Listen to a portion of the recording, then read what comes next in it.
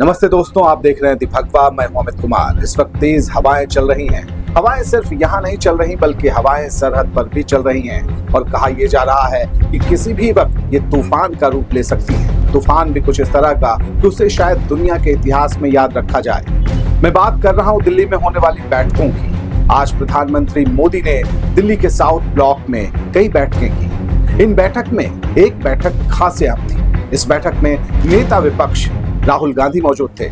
PM Modi और राहुल गांधी एक table पर थे। हालांकि बाद में यह खबर आई कि यह बैठक सीबीआई डायरेक्टर की नियुक्ति को लेकर हो रही है, जिसकी समिति में राहुल गांधी भी एक सदस्य हैं और नेता प्रतिपक्ष पीएम मोदी के साथ और सीजेआई भी इसमें शामिल होते हैं। भले ही ये बैठक सीबीआई डायरेक्टर की नियुक्ति को लेकर हो रही हो, लेकिन यहाँ पर जिस तरह राहुल गांधी और पीएम मोदी एक टेबल पर बैठे, उसके बाद कई तरह की चर्चाएं भी तेज हो गई। चर्चाएं इसलिए तेज हुई क्योंकि वही राहुल गांधी हैं जो पिछले दिनों कह चुके हैं कि सरकार की कार्रवाई में उनका 100% सरकार की कार्रवाई को उनका 100% समर्थन रहेगा।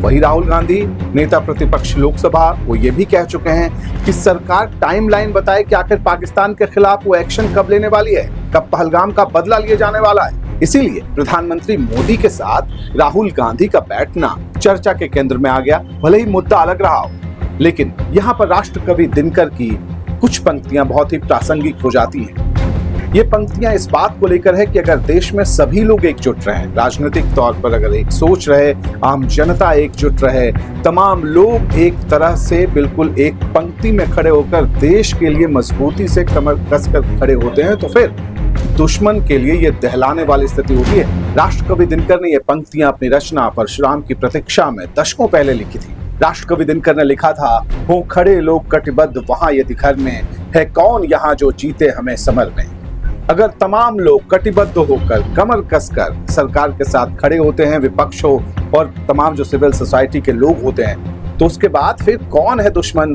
जो जीतेगा समर में। हमें जीत तो हमारी तय है। इसलिए जिस तरह के हालात बन पड़े हैं उसमें विपक्ष और सरकार की एकता काफी अहमियत रखती है।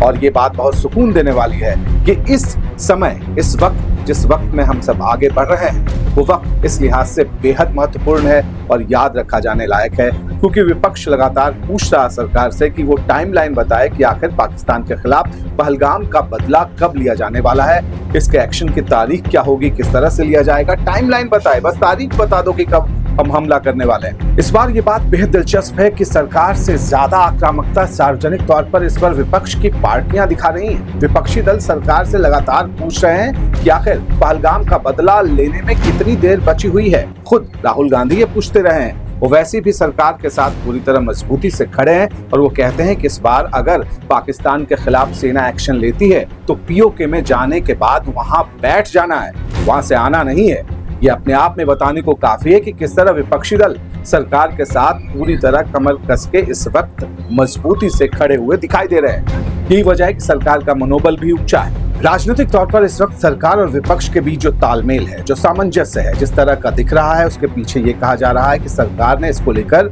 जबरदस्त होमवर्क किया है। खुद गृह मंत्री अमित शाह ने सर्वदलीय बैठक को लेकर जिस तरह अलग अलग नेताओं को फोन किया, उसके बाद ये साफ संदेश गया कि सरकार विपक्ष को भरोसे में लेने के बाद ही पाकिस्तान के खिलाफ मजबूत एक्शन को अंजाम देना चाहती है। आपने 2019 में देखा होगा कि जब पुलवामा हमले का बदला सरकार ने लिया, उसके बाद किस तरह के सवाल विपक्षी दलों की तरफ से उठाए गए थे और ये राजनीति का एक केंद्र बने थे। इन सवालों को लेकर जबरदस्त सियासत हुई थी। पक्ष के लोगों ने आरोप लगाया कि विपक्षी लोग राष्ट्रहित को किनारे रखकर ऐसे सवाल उठा रहे हैं, सेना के मनोबल को ये कमजोर करने की कोशिश है। तो विपक्षी दलों ने कहा कि अगर आप पूरी तरह से सारी जानकारी नहीं देंगे तो ऐसे सवाल तो उठेंगे, क्योंकि आगे चुनाव था और आपने राजनीतिक माइलेज लेने की कोशिश की। तो युद्ध को लेकर सियासत का ये चलन देखा गया है देश में। यही वजह है कि इस वक्त जिस तरह विपक्ष और सरकार के बीच सामंजस्य दिख रहा है, वो बहुत ही सुकून देने वाला है। लोगों को लग रहा है कि कम से कम इस मुद्दे पर तो तमाम दल एकजुट हैं। मौजूदा माहौल बता रहा है कि जबरदस्त एक्शन होने वाला है। बस इस बात को लेकर अब तक सस्पेंस बना हुआ है कि एक्शन कब होगा, लेकिन इसमें अब ज्यादा देरी दिखाई नहीं देती, क्योंकि प्रधानमंत्री मोदी ने राहुल गांधी के साथ सीबीआई डायरेक्टर की नियुक्ति वाली बैठक से पहले कई ऐसी बैठकें की जिसको लेकर कयासों का दौर तेज हो चला था। ये बैठकें पीएमओ में हुई, साउथ ब्लॉक में हुई दिल्ली के। यही वजह है कि अब ये माना जा रहा है कि ज्यादा वक्त नहीं बचा है पाकिस्तान के खिलाफ एक्शन में। पहले ही वॉर एक्सरसाइज की तस्वीरें सामने आ चुकी हैं, पहले ही नौसेना के युद्धाभ्यास की तस्वीरें सामने आ चुकी हैं, पहले ही हमने देखा कि किस तरह उत्तर प्रदेश के गंगा एक्सप्रेसवे पर फाइटर जेट्स ने उड़ान भरी, वहां पे रात में भी लैंडिंग कराई गई, दिन में भी लैंडिंग हुई।